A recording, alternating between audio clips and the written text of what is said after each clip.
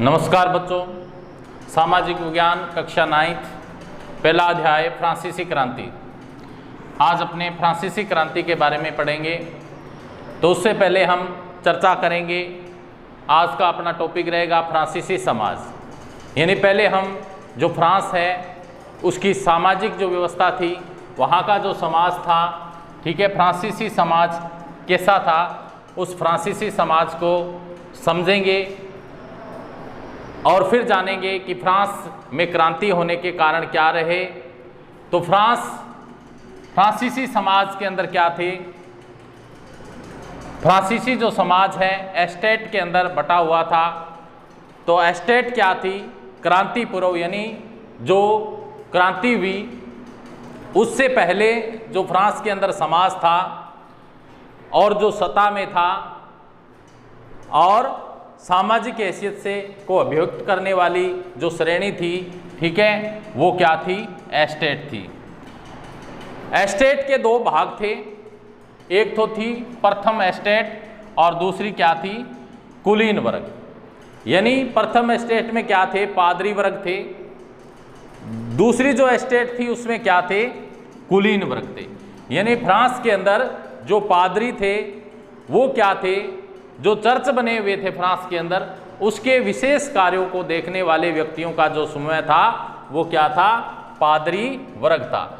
यानी जो फ्रांस के अंदर चर्च घर बने हुए थे और उन चर्च घरों को के जो विशेष कार्य थे उनको देखने वाले व्यक्तियों का समूह क्या था, पादरी वर्ग था। एक तो फ्रांस में क्या थे, पादरी लोग थे। क्या थे, पादरी लोग थे जो प्रथम एस्टेट में शामिल थे, जो कि फ्रांस की जो क्रांति हुई 1789 में, उससे पहले पूर्व वहाँ पे इनकी हुकूमत थी, वहाँ पे उनका प्राचीन राजतंत्र था, उनका शासन था, वो अपना शासन चलाते थे। तो ये वो थे प्रथम एस्टेट। द्वितीय एस्टेट में क्या था, कुलीन वर्ग था। कुलीन वर्ग की जो जनसंख्या है फ्रांस के अंदर 60% लोग ये थे कुलीन वर्ग के, ठीक है, जो धनी वर्ग था फ्रांस का। तृतीय जो एस्टेट थी उसके अंदर क्या थे, बड़े व्यवसायी थे फ्रांस के, बड़े व्यापारी थे फ्रांस के, अदालती कर्मचारी थे और वकील आदि, ये तृतीय एस्टेट में शामिल थे। इसके बाद में जो किसान हैं, कारीगर हैं, ये लोग थे फ्रांस के। इसके बाद में फ्रांस के छोटे किसान, फ्रांस के जो भूमिहीन, जिन किसानों के पास भूमि नहीं थी, मजदूर थे, नौकर थे। इस प्रकार क्या है, ये फ्रांसीसी सामाजिक व्यवस्था थी। ये फ्रांस के अंदर समाज थे। एक तो पादरी वर्ग था, दूसरा कुलीन समाज था, तीसरा क्या था, बड़े व्यवसायी थे, व्यापारी थे, अदालती कर्मचारी, वकील लोग थे, किसान लोग थे, कारीगर थे, छोटे किसान, भूमिहीन, मजदूर, नौकर, ये क्या है, फ्रांस के अंदर रहते थे।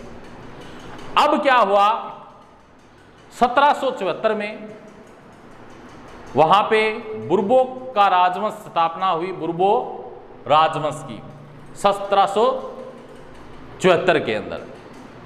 और बुर्बो राजवंश का जो शासक बना उसका नाम था लुई 16वां। कौन, क्या नाम था, लुई 16वां।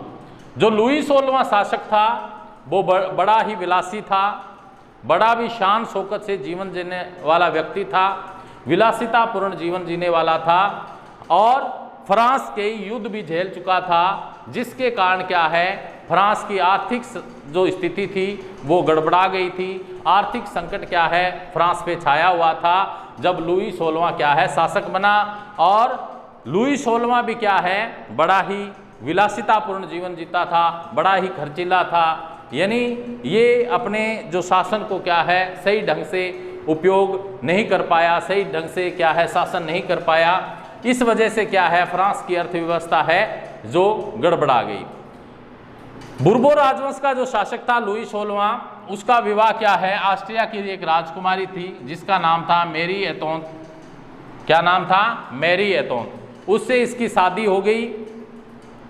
अब क्या था, ये जो आर्थिक संकट गड़बड़ाया, इससे क्या है, ये जो एस्टेट थे, क्रांति से पूर्व जो फ्रांस के अंदर सत्ता के अंदर जो लोग थे, उन लोगों ने क्या है, इसका विरोध शुरू कर दिया। किसका? लुई 16वें का। क्योंकि ये क्रांति से पूर्व 1789 की क्रांति थी, फ्रांस के अंदर हुई। ठीक है, तो फ्रांस की जो राजधानी है वो कौन सी है? पेरिस। अब क्या है, 1789 के अंदर जो क्रांति हुई उसके पीछे जो कारण था वो था राजा जो लुई 16वां था उसका विलासितापूर्ण जीवन, और उसने क्या है, पूरी जो सत्ता थी उसको वो संभाल नहीं पाया, अधिक खर्चीला था, शान शौकत से रहता था। इस वजह से जो एस्टेट थे, जो क्रांति से पूर्व फ्रांसीसी समाज था, जिनकी वहाँ पे अपना राजतांत्रिक व्यवस्था थी, जो सत्ता में थे, जो अपनी हैसियत को व्यक्तित्व करने वाली श्रेणी थी, उन लोगों ने जो शासक लुई 16वां था उसका विरोध शुरू कर दिया, जिनमें जो पादरी वर्ग थे वो चर्च के विशेष कार्यों को करने वाले व्यक्तियों का समूह था। उन लोगों ने भी क्या है, लुई 16वें का विरोध करना शुरू कर दिया। इसके अलावा जो कुलीन वर्ग थे, जो धनी वर्ग थे, वो लोग भी क्या थे, ये दो वर्ग थे जिनको क्या था, थोड़े विशेष जन्मजात से क्या थे, विशेष अधिकार प्राप्त थे, और ये लोग हैं, इनका क्या होता था, शोषण होता था। इस वजह से क्या है, जो ये विशेष अधिकार प्राप्त लोग हैं और इन लोगों में, ठीक है, आपस में क्या हो गया, टकराव हो गया। इस कारण क्या है, फ्रांस के अंदर क्रांति होना संभव हुई। यानी इन लोगों को क्या है, जो लुई 16वां शासक था उसने जन्मजात कुछ विशेष अधिकार दे दिए पादरी वर्ग को और कुलीन वर्ग को। इसके अलावा ये जो लोग थे, इन लोगों पे, ठीक है, जैसे टाइद नाम का कर था, ठीक है, वो चर्च द्वारा वसूला जाता था, ये विशेष अधिकार दे दिया। इसको क्या है, जो पादरी वर्ग थे वो इन लोगों से वसूल करते थे। दूसरा एक टाइल नाम का कर था, वो सीधा क्या है, सरकार को जाता था, राज्य को अदा किया जाता था, लुई 16वें को अदा किया जाता था। वो भी इन लोगों को, जो बड़े व्यवसायी थे, व्यापारी थे, अदालती कर्मचारी, वकील थे, किसान थे, कारीगर थे, छोटे किसान, भूमिहीन, मजदूर, नौकर, इनको क्या है, देना पड़ता था। इस वजह से क्या है, जो वहाँ का पादरी वर्ग था, कुलीन वर्ग था, उनके बीच में, और जो तृतीय एस्टेट थी उनके बीच में क्या है, आपसी मतभेद हुआ। इस कारण क्या है, फ्रांस के अंदर 1789 की क्रांति उत्पन्न हुई। यही कारण रहा। तो प्यारे बच्चों, आज हमने फ्रांस की जो सामाजिक व्यवस्था थी उसके बारे में पढ़ा कि फ्रांस के अंदर जो सामाजिक व्यवस्था थी वो किस प्रकार थी। तो 3 तरह की एस्टेट थी, एस्टेट, प्रथम एस्टेट, द्वितीय एस्टेट और तृतीय एस्टेट। 3 प्रकार की सामाजिक व्यवस्था थी। पहली में पादरी वर्ग थे, द्वितीय में क्या थे, कुलीन वर्ग थे, तृतीय में क्या है, बड़े व्यवसायी थे, व्यापारी थे, अदालती कर्मचारी थे, वकील थे, किसान थे, कारीगर थे, छोटे किसान, भूमिहीन, मजदूर, नौकर इत्यादि थे। यानी 1774 ईस्वी में बुर्बो जो राजवंश वहाँ था उसका शासक लुई 16वां, जो कि फ्रांस की राजगद्दी पर आसीन हुआ, बड़े ही शान शौकत वाला था, बड़ी ही विलासितापूर्ण जीवन जीता था। उसका विवाह ऑस्ट्रिया की राजकुमारी मैरी एंटोइनेट से हुआ था, और उस समय क्या है, फ्रांस अनेक युद्ध झेल चुका था, और अनेक युद्धों के कारण फ्रांस की जो अर्थव्यवस्था थी वो भी क्या है, बिगड़ चुकी थी, चरमरा गई थी।